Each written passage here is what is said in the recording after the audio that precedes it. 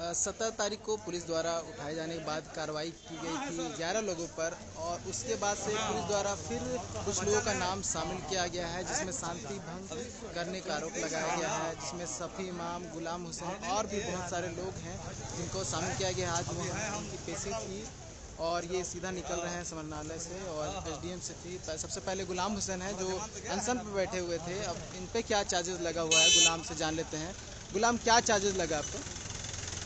Charges तो मैं आपको दिखाना चाहता हूँ। ये देखिए यहाँ पे कि इस विश्वसनीय सूचना द्वारा कि यहाँ पे जनमूल में मतलब कि जुलूस में प्रदर्शन करने को नाम को लेकर के अशांति फैलाने के संभावना को लेकर के मेरे ऊपर ये आरोप लगाया गया है। बताइए यहाँ पे कि सुबह से शाम तक मतलब 24x7 आवर्स से 10 दिन तक मैं लगातार अनशन में था, धरने पे बैठा हुआ था, और मैंने कब अशांति फैला दी, कब मैंने जुलूस निकाल दिया, ये तो सरकार को ही पूछना चाहिए अपने प्रशासन से।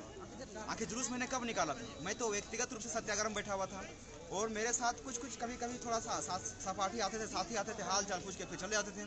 लेकिन मैंने कब मोबिलाइज किया, कब मैंने जुलूस निकाला और कब मैंने यात्रा निकाल दी, इस कारण से मेरे ऊपर इस तरह के चार्ज लगाए गए दिया गया है।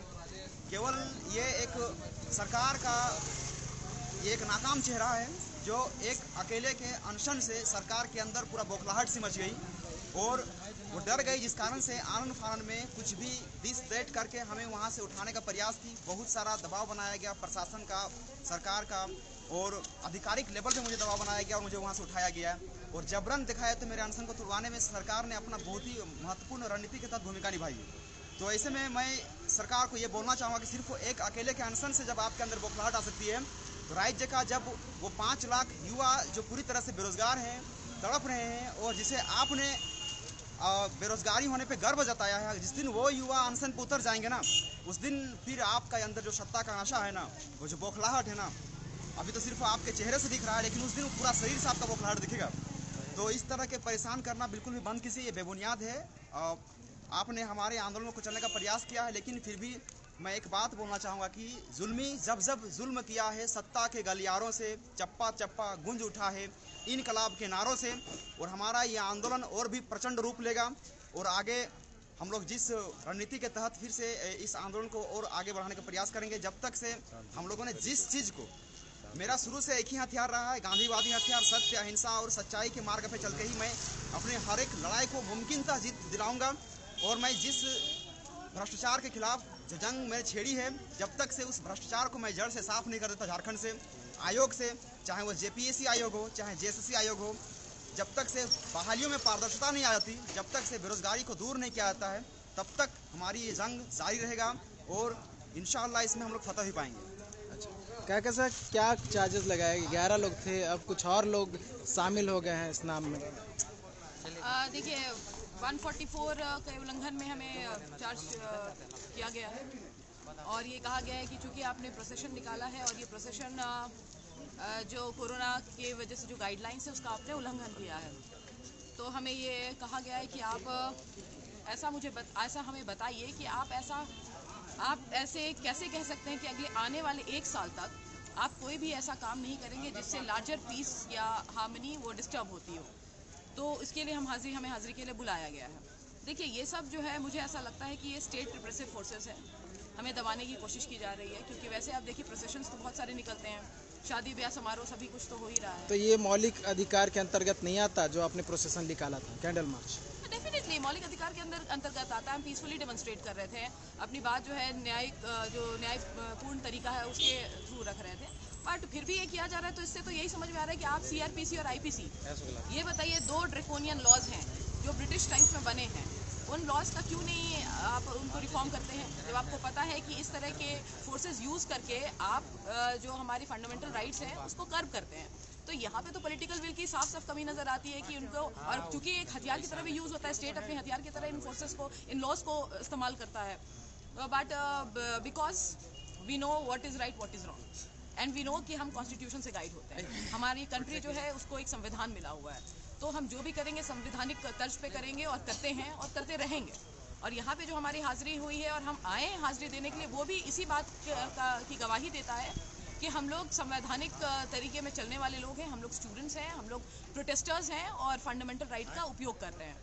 बट अब ज़्यादा दिन जो है, जैसे कि आपने कहा कि अब ये पूछ रहे हैं कि अब आंदोलन कैसे जाएगा, आगे क्या रूप लेगा, तो हम तो यही अब समझते हैं सर कि ये हमें और ज़्यादा स्ट्रेंथ दे रहा है। इस तरह की चीज़ें जो हो रही है, इतना ज़्यादा आप देखिए मीडिया कवरेज इसी वजह से भी हो रहा है कि भाई स्टेट इस तरह से क्यों कर रहा है। अगर जेपीएससी में कोई फॉल्ट नहीं है, अगर जेपीएससी ने कोई करप्शन नहीं किया है, why it is time and again punishing us and harassing us. तो इसका जवाब ये साफ साफ यही है। और मैं ये भी कहूँगी कि अब जैसे हम लोग गांव और देहात में जाने का सोच रहे हैं और ब्लॉक लेवल पे जाके काम करने का सोच रहे हैं, तो मैं सब आपके थ्रू ये सबको संदेश भी देना चाहूँगी कि अब ये बहुत ज़्यादा हो गया है, हद हो गई है ये। और दुष्यंत कुमार ने ये कहा है कि हो गई है पीर पर्वत सी पिघलनी चाहिए, हो गई है पीर पर्वत सी पिघलनी चाहिए, इस हिमालय से भी कोई गंगा निकलनी चाहिए। और हंगामा खड़ा करना मेरा मकसद नहीं, सिर्फ हंगामा खड़ा करना मेरा मकसद नहीं, मेरी कोशिश है कि ये सूरत बदलनी चाहिए। तो we are actually trying to change the situation, we are trying to change the condition, we are trying to change the atmosphere. कि ये इस तरह के एटमॉस्फेयर में जीना बहुत मुश्किल है सर। आप स्टूडेंट्स की हालत देखिए, आप बेरोजगारों की हालत देखिए, लोग खुशी से ज़िंदगी नहीं जी पा रहे हैं। लोगों के पास अब बताइए कि किराया, अभी हमारे जो साथी हमारे पास किराए के पैसे नहीं है कि हम यहाँ पे डेली हाजिरी लगाने भी आ सकें। तो हमारी हालत ये हो गई है।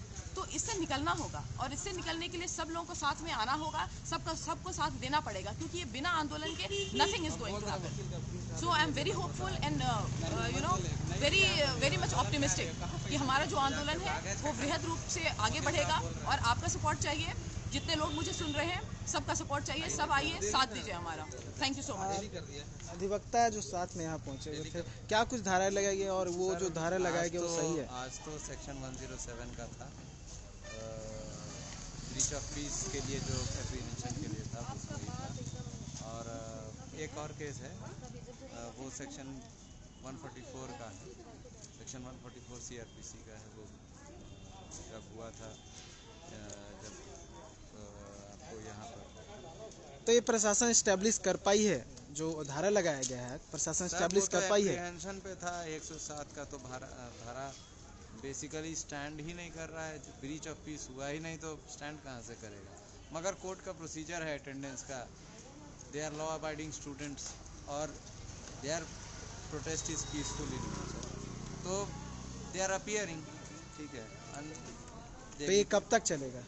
सर चल सकता है, ठीक है, बट दे विल अपीयर, ठीक है। They are law abiding citizens of India, और ये स्टेट के भी ये लोग जिम्मेदार नागरिक हैं, स्टूडेंट्स हैं, तैयारी कर रहे हैं, तो फिर ईमानदारी से यहाँ प्रस्तुत होंगे। जब गलत किया ही नहीं है तो फिर दिक्कत क्या? अच्छा, लॉ के हिसाब से कब तक ये लोग इस तरह से पेशी हो, मतलब पेशी होते रहेंगे? सर देखिए, 107 में 6 महीने का है, ठीक है, 6 महीने तक प्ले में रहता है 107, मगर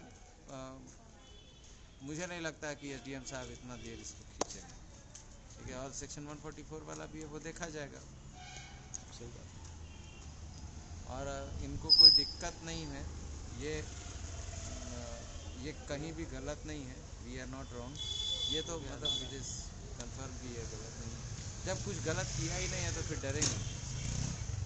वही तो साफ लिखा हुआ ना कि अच्छा, प्रदर्शन के ये नाम जो पर धारा पूरा लगाया गया है उसमें 17 तारीख का जिक्र किया गया है, लेकिन जब घोषणा की गई पुलिस प्रशासन द्वारा वो 18 को की गई, तो किसी हिसाब से ये सही नहीं? ये सब न्यायालय में भी ये सब बात होगा। हम लोग अपना आज हम लोग को जवाब भी देना था, हम लोग जवाब भी दिए, और आज इन लोगों का हाजिरी था, तो सबका हाजिरी हम लोग करवाए। ठीक है। कमलेश जी, आज लगातार आप कई दिनों से आ रहे हैं पेशी में, आज भी आए हैं, क्या लगता है इस तरह से कितना दिन आप लोग को और आना पड़ेगा? ये झारखंड सरकार के मुख्यमंत्री हेमंत सोरेन जी की मेहरबानी है, जिन्होंने सत्या जी यहाँ के छात्र और नौजवानों को एक तोहफा दिया है कि आप पढ़ाई कर रहे हो, कलम मत पकड़ो और अब तुम लोग सब कोई नेता बन जाओ। लेकिन सही ना, ये झारखंड सरकार ये कोशिश की है, आप लोग समझ, क्योंकि उसको मालूम है, सरकार को मालूम है कि जितने भी आंदोलनकारी हैं ये हक के लिए लड़ रहे हैं, और पूरे झारखंड की 3.5 करोड़ जनता ही लड़ाई लड़ रहे हैं। वीडियो, सीओ और डीएसपी के पद को आप बेचेंगे, और अयोग्य लोग अगर डीएसपी बन जाते हैं, अयोग्य लोग सीओ बन जाते हैं, अयोग्य लोग वीडियो बन जाते हैं, तो ये लोग का काम क्या है? वीडियो में कोई प्रखंड विकास पदाधिकारी के रूप में नियुक्त होते हैं, तो प्रखंड के गांव, जो गांव में बसता है हमारा झारखंड राज्य, गाँव का विकास करना होता है। तो अयोग्य लोग या फिर 1 करोड़ रुपया दे के वीडियो बनेगा तो क्या उस प्रखंड में जाके वो समाज सेवा करेगा या काम करेगा? वो लूटेगा ही लूटेगा। तो हमारे यहाँ इस लड़ाई है झारखंड की मन भावना और हमारा आपका जो हमारा ये झारखंड की जनता का आकांक्षाओं की लड़ाई है। इस लड़ाई को सिर्फ ना समझा जाए कि छात्र सिर्फ लड़ रहे हैं। बहन बताई कि इस लड़ाई को अब जिला और प्रखंडों में ले जाया जाएगा और सरकार की कुर्सी हम लोग हिला देंगे। बता दे रहे हैं आपको, जिस प्रकार से सरकार अल-बल बयान दे रही है, हमारे छात्रों को भाड़ा का कहा जा रहा है, जो उनको सरकार बनाने का काम किया है। यही छात्रों का कंधा में हाथ देके हेमंत सोरेन जी बोलते थे कि हमको समर्थन दे दो, साथ दे दो और हम सरकार जैसे आएंगे मुख्यमंत्री बनेंगे तो लोगों का काम कर देंगे। पिछली सरकार में सब छात्र नौजवानों को वो संसाधन देने का काम करते थे कि लड़ो, सरकार को गिराओ, सरकार हम तुमको साथ देंगे, हमारा सरकार बनेगा। उनके बाद में आके हम उसका सरकार बना दिए और क्योंकि हम भाड़े का हो गए और हम दलित समाज से आते हैं, कमलेश राम मेरा नाम। अब वो क्या शब्द का प्रयोग किए थे, क्या नहीं किए थे कि वो लोग आंदोलन कर रहे हैं। ये हमारा बहन जो है कहकशा, हम लोग देखिए ओरिजिनल झारखंडी हम लोग लड़ाई लड़ रहे हैं झारखंड को बचाने के लिए, जेपीएससी को शुद्ध करने के लिए। जेपीएससी में जो गड़बड़ी हुआ है, गड़बड़ी को अब एक प्रकार से जेपीएससी चेयरमैन किया है, तो चेयरमैन को हटा देना चाहिए और सरकार को अपने बात को रखना चाहिए और जेपीएससी पीटी को रद्द कर देना चाहिए। लेकिन क्यों नहीं कर रहा है? इसके पीछे एक ही कारण है, ये पूरी तरह से सेटिंग गेटिंग हो गया है। सब पैसा उठा लिया है, सरकार के तमाम मंत्रियों के पास सबको पैसा पहुंच गया है कि आप वीडियो सीओ डीएसपी का पद को बेचना है। ये लोग पैसा वापस नहीं कर पाएगा, बैजत हो जाएगा। क्योंकि 29 जो बच्चे फेल किए, पास करके फेल कर दिया, 29 बच्चे आज चुपचाप बैठे हुए हैं। 49 बच्चे फेल पास करके फेल किया, वो कहीं बैठे हुए हैं। वो लोग भी चुपचाप कहाँ बैठा भाई? गड़बड़ था का? वो लोग 49 बच्चा जो पास करके फेल कर देते हैं, कहीं वो 49 बच्चा में वो लोग तो नहीं था। तो हम लोग बार बार कह रहे हैं कि सरकार जनता के लिए बनता है और जनता में ही हम छात्र हैं। 5 लाख छात्र इस जेपीएससी के एग्जाम में फेयर हुए। तो भाई बच्चा को भविष्य को बनाना सरकार का काम होता है कि नहीं होता है? सरकार का काम भविष्य बनाना है कि भविष्य को बिगाड़ने का काम होता है? ये सरकार भविष्य को बिगाड़ने का प्रयास कर रही है।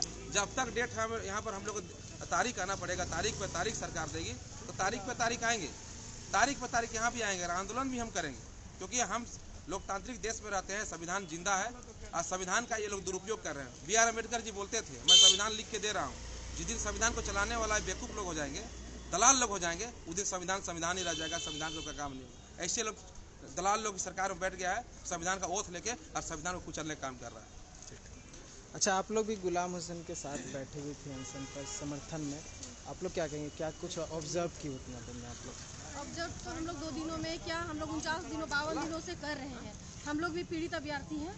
काश हमारा भी हो जाता, अगर घोटाला या किसी तरह से अनियमितता नहीं होता तो हम लोग भी आज पीटी सफल अभ्यर्थी होते।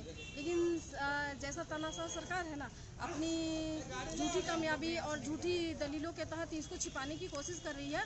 सब कुछ साफ नजर आ रहा है। और ये लोग क्या, इन लोग को हाजिरी देने के लिए क्यों आना पड़ रहा है? ये लोग प्रोटेस्ट कर रहे हैं, शांतिपूर्वक अपनी मांगों को रख रहे हैं, फिर भी उनको लग रहा है कि ये गलत है। तो अभी 3 करोड़ जनता झारखंड की सबको ये करने वाले हैं। तो एक काम कीजिए ना, सबका आधार कार्ड का लिंक आपके पास है, सबको निकालिए और सबको डाल दीजिए।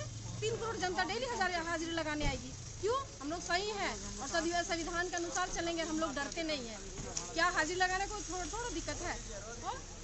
ऐसी तो हम लोग सब साथ में हैं। और दूसरी बात कि आप निकालिए, लिंक निकालिए, सबको डालिए, सबका नाम दीजिए, जो धारा लगाना है सब लगा दीजिए, कोई दिक्कत नहीं है।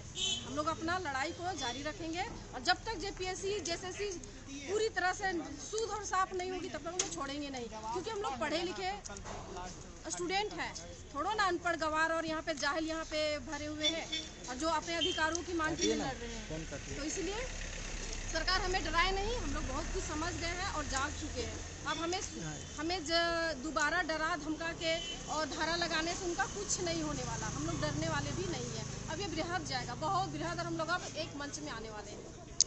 अच्छा सत्या जी, सोचे थे पीटी परीक्षा से पहले कि कोर्ट की पेशी भी लगानी होगी? तो पहले भी मीडिया में आके बोलते हैं कि झारखंड में कुछ भी संभव है।